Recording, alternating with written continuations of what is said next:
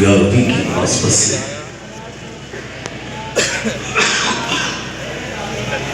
آج کا یہ جلسہ انعقاد پذیر ہے۔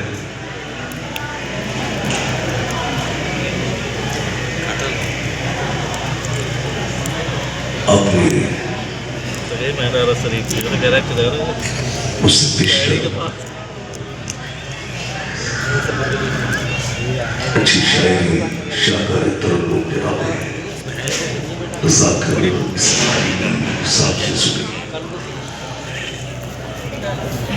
اور بیچ بیچ میں آپ نقیب اسلام حضرت ظفر بزمی صاحب کی نظامت بھی سن رہے ہیں۔ خطیب اسلام استاذ العلماء اللہ مفتی توفیق نعیمی صاحب اللہ سے اچھا خطاب بھی آپ نے سنا، اور ابھی بھی میرے بات خصوصی گفتگو خصوصی خطاب پیر طریقت رہبر راہ شریعت الطریقت حضرت علامہ الشاہ حضور سید امان یاسر اللہ سے سنیں گے۔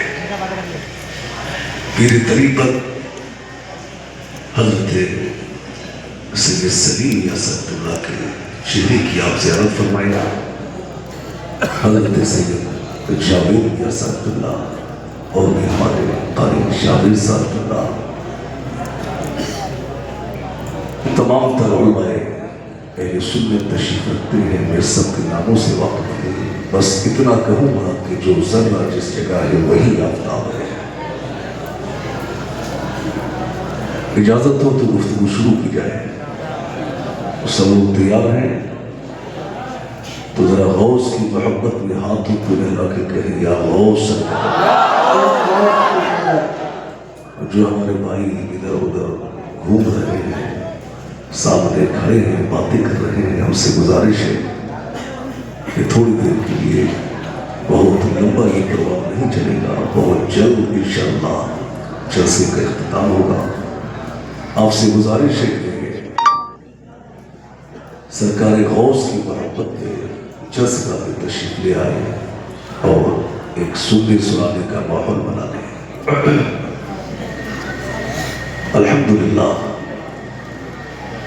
الحمدللہ رب العالمین والعاقبۃ للمتقین والصلاة والسلام علی سید المرسلین وعلی آلہ واصحابہ وأہل بیتہ وازواجہ وذریاتہ اجمعین، اما بعد فاعوذ باللہ من الشیطان الرجیم، بسم اللہ الرحمن الرحیم، کونوا مع الصادقین، صدق اللہ العظیم۔ یا خدا بہر جناب مصطفیٰ امداد کن، یا خدا بہر جناب مصطفیٰ امداد کن، یا رسول اللہ از بہر خدا امداد کن، یا شفیع المذنبین، یا رحمتا للعالمین، یا امان الخائفین، یا ملتجا امداد کن، یا شہید کربلا، یا دافع کرب و بلا، گلرخان شہزادہ گلگون قبا امداد کن، قادری یمنع رہے یا غوث اعظم زنم، دم سے شیخ احمد رضا خان قطب عالم زنم، تیری سرکار میں لاتا ہے رضا اس کو شفیع جو میرا غوث اور لاڈلا بیٹا تیرا۔ آئیے سب لوگ کچھ عرض و معروف سے قبل وجہ تخلیقی کائنات، فخر موجودات، جامع کائنات، مصطفیٰ کریم علیہ الصلاۃ والتسلیم کی بارگاہ اقدس میں درود شریف کا ہدیہ پیش کرے، بڑی آواز بلند اللہم صلی اللہ علیہ وسلم، نحن عباد محمد صلی اللہ علیہ وسلم، صلی اللہ علیہ وسلم۔ لائق مبارکباد ہے اہروں کے زندہ دل غیور مسلمان، یا حضرات نے آج صدیوں بعد بھی ذکر غوث کا جلسہ سجا کے ساری دنیا کو یہ بتا دیا کہ مٹ گئے، مٹتے ہیں، مٹ جائیں گے عادات تیرے، نہ مٹا ہے نہ مٹے گا کبھی چرچا تیرا۔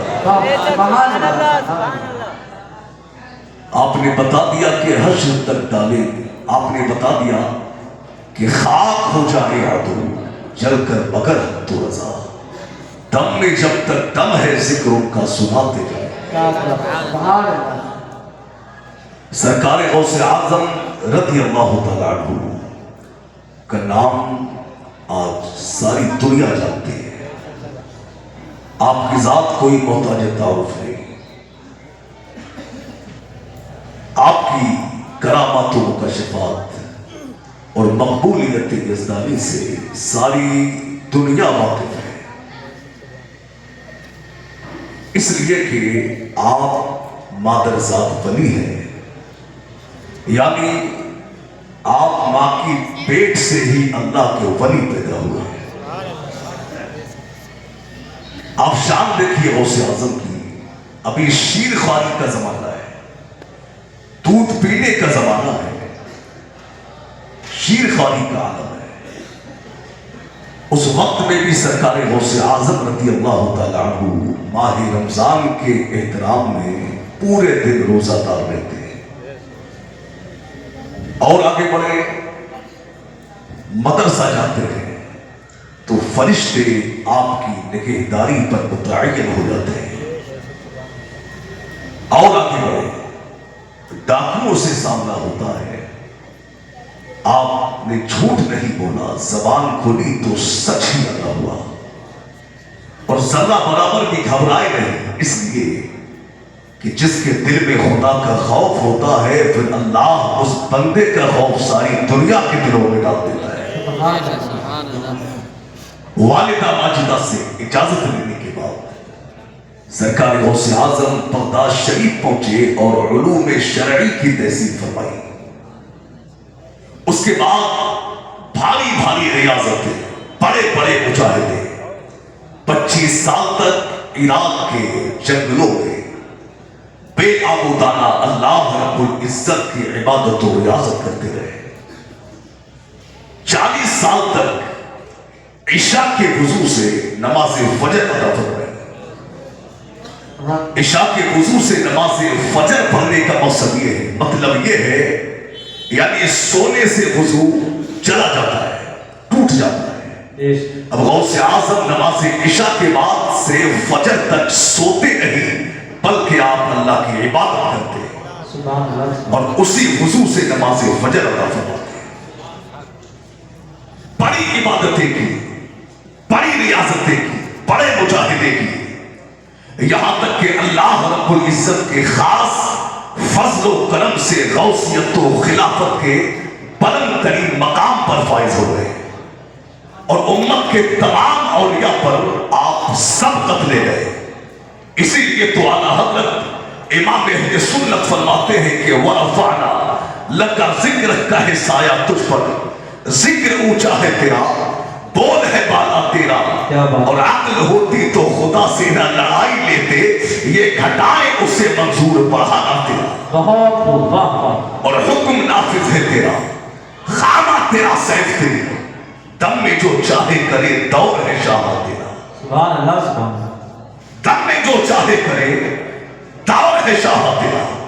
اعلیٰ حضرت فتح و رضویہ شریف میں لکھتے ہیں کہ امام حسن کے بعد سے لے کر ظہور امام مہدی تک غوث الاغواث کی گدی پر کوئی اور نہیں بیٹھے گا بلکہ بغداد کے عبد القادر جیلانی ہی بیٹھے گا۔ سبحان اللہ سبحان اللہ، اللہ رب العزت نے بڑی شان بڑا مقام عطا کیا ہے غوث اعظم کو۔ قسم خدا کی میرے غوث کے تقدس کا جواب نہیں، میرے غوث کی شان کا جواب نہیں، میرے غوث کے مرتبے کا جواب نہیں، بے شمار کرامات ہے غوث پاک کی، مگر آپ کی سب سے پہلی کرامت یہ ہے، آپ دیکھئے یعنی ماہ رمضان میں آپ صبح صادق سے لے کر غروب آفتاب تک دودھ نہیں پیتے تھے۔ ایک دن آپ کی والدہ ماجدہ نے اپنے شوہر حضرت ابو صالح سے کہا کہ اے میرے سردار، اے میرے سردار، یہ ہمارا بیٹا عبد القادر جیلانی یہ صبح صادق سے لے کر غروب آفتاب تک دودھ نہیں پیتا ہے. ارے ہمیں تو ایسا لگتا ہے شاید یہ روزہ رکھتا ہو, ہمیں ایسا لگتا ہے شاید یہ روزے سے رہتا ہے. اس بات پہ حضرت ابو صالح حیران نہیں ہوئے, بلکہ حضرت ابو صالح نے فرمایا کہ اے میری بیوی, اے میری شریک حیات, یہ بیٹا جب پیدا ہوا اس کی ولادت سے پہلے نبی پاک علیہ السلام نے خواب میں مجھ سے ملاقات کی اور مجھ سے فرمایا کہ اے ابو صالح, تیرے گھر میں جو بیٹا پیدا ہونے والا ہے یہ اللہ کا محبوب ہے اور میرا روحانی بیٹا ہے. اس کا مقام ولیوں میں ویسا ہی ہوگا جیسا نبیوں میں میرا مقام ہے. نبی پاک کے علاوہ اور بھی تمام نبیوں نے, تمام رسولان نظام نے حضرت ابو صالح کو آپ کے آنے کی خبر دی اور کہا کہ اے ابو صالح, تمہارا فرزند ارجمند یہ وہ ہے کہ امت کے تمام اولیاء اس کے فرما بردار ہوں گے اور تمام ولیوں کی گردنوں پہ اس کا قدم ہوگا. تبھی تو اعلیٰ حضرت عظیم البرکت اشرف امام احمد رضا خان فاضل بریلوی علیہ الرحمہ ارشاد فرماتے ہیں کہ جس کی منبر بنی گردن اولیاء اس قدم کی کرامت بلا کو سلام غوث اعظم امام متقا بندقا جلوہ شان قدرت بلا کو سلام. نعرہ تکبیر, نعرہ رسالت, فیضان غوث اعظم, مسلک اعلیٰ حضرت, علماء اہل سنت.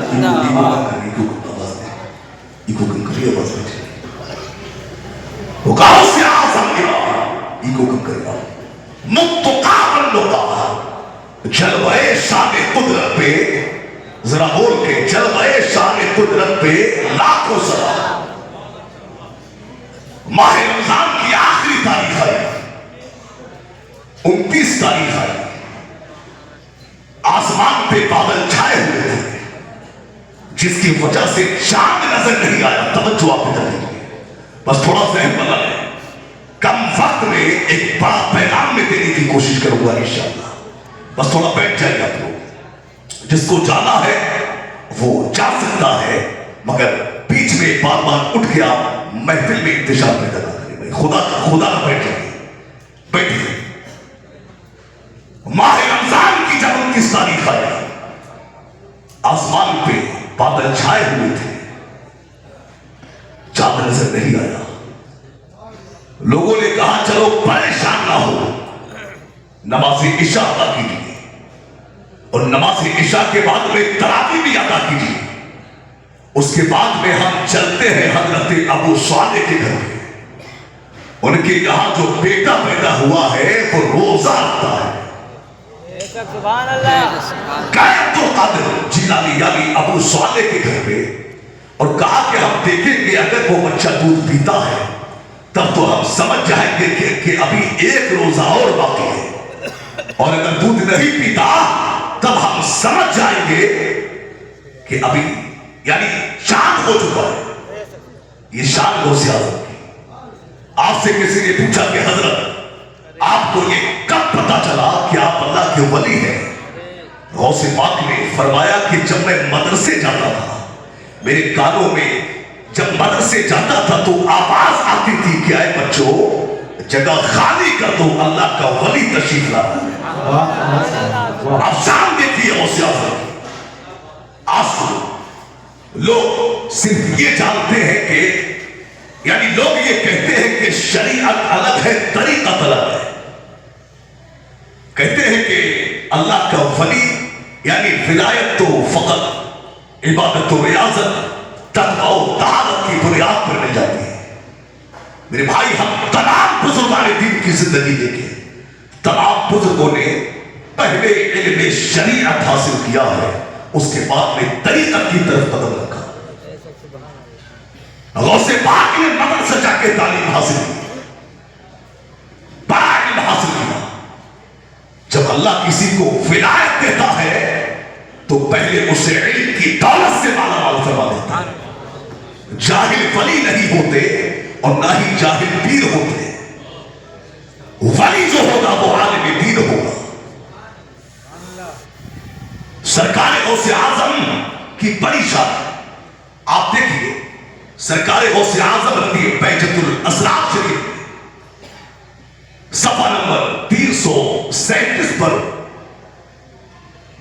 یہ روایت موجود ہے کہ ایک دن سرکار یعنی سرکار غوث اعظم یہ مسلک الحنبلی ہے. کون ہے؟ مسلک الحنبلی ہے، یعنی امام احمد بن حنبل کے مقلد ہیں. ہم لوگ امام اعظم کے مقلد ہیں اور سرکار غوث اعظم یہ امام احمد بن حنبل کے مقلد ہیں، ان کے پیروکار. اور دونوں کے زمانے میں غالباً 200 یا 250 سال کا فاصلہ ہے. کون ہے امام احمد بن حنبل؟ یہ وہ امام احمد بن حنبل ہے جو 7 لاکھ حدیثوں کے حافظ ہیں. ذرا بول کے بتائیے کتنی حدیثوں کے؟ 7 لاکھ حدیثوں کے حافظ امام احمد بن حنبل. آج دیکھیے جب امام بخاری علیہ رحمہ نے یعنی مسجد نبوی شریف میں بیٹھ کے امام بخاری نے بڑے ہی اہتمام کے ساتھ میں بڑے ہی ادب و احترام کے ساتھ میں امام بخاری نے جب بخاری شریف کی حدیثیں جمع کرنا شروع کی، جب آپ نے حدیثوں کو لکھنا شروع کیا، حدیثوں کو جمع کرنا شروع کیا، جب حدیثیں لکھ گئی اور جب ایک وہ کتاب کی مکمل شکل اختیار کر گئی، تب امام بخاری علیہ رحمہ نے اس کا نام بخاری شریف رکھا. جب بخاری شریف مکمل ہو گئی تب امام بخاری نے کیا کیا، یعنی مسجد نبوی کی گلیوں میں ٹہل کے امام بخاری نے کسی کو بخاری نہیں دیا. امام بخاری نے کسی کو ندوہ سے کسی مفتی کو بلا کے بخاری نہیں دیا. امام بخاری نے ہندوستان یا پاکستان سے کسی مفتی کو بلا کے بخاری نہیں دکھایا. جب بخاری شریف کو امام بخاری نے لکھا تو آپ نے کیا کیا، یعنی لکھنے کے بعد میں امام بخاری نے بخاری شریف کو اپنے سینے سے لگایا اور سینے سے لگا کے آپ امام احمد بن حنبل کے بعد امام احمد بن حنبل کی طرف آپ نے رخ کیا. یعنی عراق سے آپ جو ہے امام احمد بن حنبل مدینہ شریف سے آپ عراق کی طرف روانہ ہو جاتے ہیں. امام احمد بن حنبل کی بارگاہ میں امام بخاری پہنچے اور امام احمد کی بارگاہ میں عرض کیا کہ سرکار یہ کتاب میں نے لکھ، سرکار یہ حدیثیں میں نے جمع کی ہے، نام بخاری شریف ہے، آپ اس کی تصحیح فرما دیں، اس پر نظر ڈال دیجئے. اگر یہ کتاب لوگوں کے لیے فائدہ مند ہے، اگر یہ کتاب لوگوں کے لیے نفع بخش ہے تب تو میں اس کتاب کو لوگوں میں پھیلاؤں. اور اگر آپ کہتے ہیں نہیں اس کتاب کی کوئی ضرورت نہیں تو میں ایک گڑا کھول کے یہ کتاب کو دفن کر دوں گا. امام احمد بن حنبل نے جب یہ بخاری شریف پہ نظر ڈالی، امام احمد بن حنبل نے بخاری شریف کی حدیثوں کو پڑھنا شروع کیا. ایک طرف سے امام احمد بن حنبل نے جب بخاری کی تمام حدیثوں کو پڑھا اور حدیثوں کو پڑھنے کے بعد میں امام احمد بن حنبل نے کہا کہ اے محمد اسماعیل بخاری یہ کتاب لوگوں تک پہنچا دو، قسم خدا کی دنیا قیامت تک اس سے استفادہ کرتی رہے گی، دنیا قیامت تک اس سے برکتیں حاصل کرتی رہے گی، اس سے فیض حاصل کرتی رہے گی. نعرہ تکبیر، نعرہ رسالت، عظمت غوث اعظم، مسلک اعلیٰ حضرت. امام بخاری امام احمد کی بارگاہ میں جاتے، کتاب کس طرح کی؟ سرکار غوث اعظم امام احمد بن حنبل کے مقلد ہیں. ایک دن خیال آیا کہ یار بڑا دن ہو گیا ہے امام کی بارگاہ میں حاضری نہیں ہوئی. اب سرکار غوث اعظم نے کیا کیا، یعنی خیال پیدا ہوا، آپ اٹھے اور اپنے امام کی بارگاہ کی طرف روانہ ہو گئے. آپ جب امام احمد بن حنبل کی بارگاہ میں پہنچے اور وہاں جا کے آپ نے سلام کیا، السلام علیکم یا امامنا، السلام علیکم یا امامنا. اب جو ہے سیرت نگاروں نے لکھا ہے کہ سرکار غوث اعظم نے جب سلام کیا امام احمد بن حنبل کا نظر شک ہوا، آواز آئی وعلیکم السلام ورحمۃ اللہ وبرکاتہ. امام احمد بن حنبل نے غوث پاک کو سینے سے لگایا اور کہا کہ عبد القادر جیلانی تم شریعت میں بھی میرے امام ہو، طریقت میں بھی میرے امام ہو.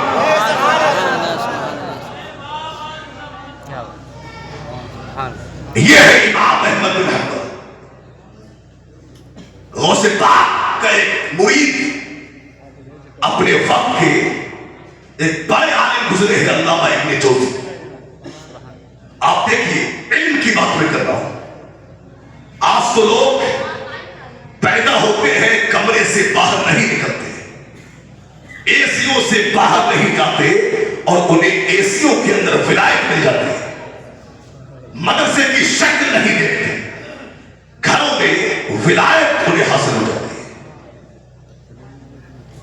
اب دیکھیے علامہ ابن جوزی، توجہ، کون ہے علامہ ابن جوزی؟ علامہ ابن جوزی وقت کے بڑے امام، بڑے محدث. آپ نے علم قرآن، علم تفسیر، علم فقہ، علم جغرافیہ، بہت سے علوم و فنون میں علامہ ابن جوزی نے غالباً 300 کتابیں تصنیف فرمائی. کتنی کتابیں لکھی ہیں؟ 300 کتابیں. اور کئی کتابیں تو ایسی ہیں جو کئی جلدوں پر مشتمل ہیں. امام علامہ ابن جوزی وقت کے بڑے خطیب، غوث پاک کا ایک مرید علامہ ابن جوزی کی بارگاہ میں جو ہے تعلیم حاصل کر رہا تھا کہ ایک دن علامہ ابن جوزی نے غوث پاک کے مرید سے کہا، توجہ دیجیے، غوث پاک کے مرید سے کہا کہ آپ تیرے پیر کو کچھ آتا جاتا نہیں، مگر اس کے باوجود وہاں ہزاروں کا مجمع لگا رہتا ہے. اب ادھر استاد ہے، ادھر پیر ہے. وہ ذرا شاگرد تھا، خاموش ہو گیا، کہے تو کہتے ہیں. اب تو 4 دن علامہ ابن جوزی نے جب اس طرح کی باتیں کی تو ایک دن مرید نے، یعنی شاگرد نے، غوث پاک کے مرید نے اپنے استاد علامہ ابن جوزی سے معتبر انداز میں گزارش کی کہ حضور آپ میرے استاد ہیں اور غوث اعظم عبد القادر جیلانی میرے پیر ہیں. آپ میرے پیر کے پاس چل کے دیکھیں کیا معاملہ ہے. اگر آپ نہیں جا سکتے تو خدا نہ میرے پیر کے تعلق سے ایسا نہ کہے. اب علامہ ابن جوزی تیار ہو گئے، چہرے پہ رومال ڈھکا، چہرہ ڈھکا کہ کہیں کوئی یہ نہ کہے کہ وقت کا امام بھی جا رہا ہے، محفل میں جا رہا ہے. آج بڑے بڑے مفتیوں کی، بڑے بڑے لیڈروں کی، عالموں کی، نیتاؤں کی، امیروں کی، چودھریوں کی اسی لیے ان کی اصلاح نہیں ہو پاتی کہ وہ کسی کے سامنے عاجزی سے بیٹھ کر 2 باتیں نہیں کر سکتے. انا کے شکار ہو جاتے ہیں کہ ہم اتنے بڑے مفتی ہو کے حق ہو جائیں. ڈاکٹر اقبال کہتے ہیں اگر بت ہے جماعت کی آستینوں میں، مجھے ہے حکم عذاب لا الہ الا اللہ. علامہ ابن جوزی نے کیا کیا؟ اب آپ نے چہرے پہ رومال کو ڈھکا، سر پہ رومال ڈالا اور چلے گئے غوث اعظم کی محفل میں. اب میرے بھائی، غوث پاک کی محفل کے کچھ آداب ہوتے تھے، آپ کی محفل کے کچھ اصول ہوتے تھے. یعنی غوث اعظم رضی اللہ تعالیٰ عنہ کی محفل میں قاری صاحب جو آیت تلاوت کرتے تھے، غوث پاک اسی کی تفسیر بیان فرماتے، آپ اسی پر خطاب فرماتے، آپ اسی پر کلام کرتے. اب قاری صاحب نے ایک آیت تلاوت کی. علامہ ابن جوزی غوث پاک کی محفل میں بیٹھے ہوئے ہیں، وقت کا امام آیا ہے غوث کی محفل میں. اب غوث پاک نے اسی آیت کریمہ کی پہلی تفسیر بیان فرمائی. یعنی ایک تفسیر بیان فرمائی، 2 تفسیر بیان فرمائی، 3 تفسیر بیان فرمائی، 4 تفسیر بیان فرمائی، 5ویں 6ٹھی 7ویں. آپ کا شاگرد پوچھتا جا رہا ہے کہ حضرت یہ تفسیر آپ کو معلوم ہے، حضرت یہ تفسیر آپ کو معلوم ہے. علامہ ابن جوزی کہہ رہے ہیں تیرے پیر جو تفسیر بیان کر رہے ہیں یہ ساری تفسیریں مجھے معلوم ہے. اب غوث اعظم نے 8ویں تفسیر بیان کی، 9ویں تفسیر بیان کی، 10ویں تفسیر بیان کی. غوث پاک کے مرید نے، یعنی علامہ جوزی ابن جوزی کے شاگرد نے پوچھا کہ حضرت یہ تفسیر آپ کو معلوم ہے؟ تو علامہ ابن جوزی نے کہا معلوم ہے. جب غوث پاک نے 11ویں تفسیر بیان کی تب آپ کے شاگرد نے پوچھا حضرت یہ معلوم ہے؟ کہا معلوم ہے. اب 11 تفسیروں کے بعد میں جب غوث اعظم نے یعنی 12ویں تفسیر بیان کی، 13ویں 14ویں 15ویں 16ویں 17ویں 18ویں یہاں تک کہ 20 25 30 تفسیریں بیان کر دی. غوث پاک نے 20 25 30 تفسیریں بیان کر دی. آپ کے شاگرد نے کہا حضرت یہ تفسیریں آپ کو معلوم ہے، حضرت اس کا معنی آپ کو معلوم ہے. تو علامہ ابن جوزی نے کہا یار خاموش ہو جا، مجھے 11 تفسیریں معلوم تھی، شروع کی 11 مجھے معلوم تھی، مگر 11 کے بعد میں یہ جو 30 تفسیر 30 تک جو بیان کی ہے مجھے یہ معلوم نہیں ہے. یعنی مجھے یہ 19 تفسیر معلوم نہیں ہے. ارے تو خاموش ہو جا، مجھے حضرت کا بیان سننے دے، مجھے حضرت کا خطاب سننے دے، مجھے حضرت کی باتیں سننے دے. علامہ ابن جوزی جو ہے غوث پاک کا خطاب سن رہے ہیں. غوث پاک نے اسی آیت کریمہ کی 31ویں تفسیر بیان کی، 32ویں، یعنی آپ نے 35 اور پوری 40 تفسیریں بیان فرما دی، 40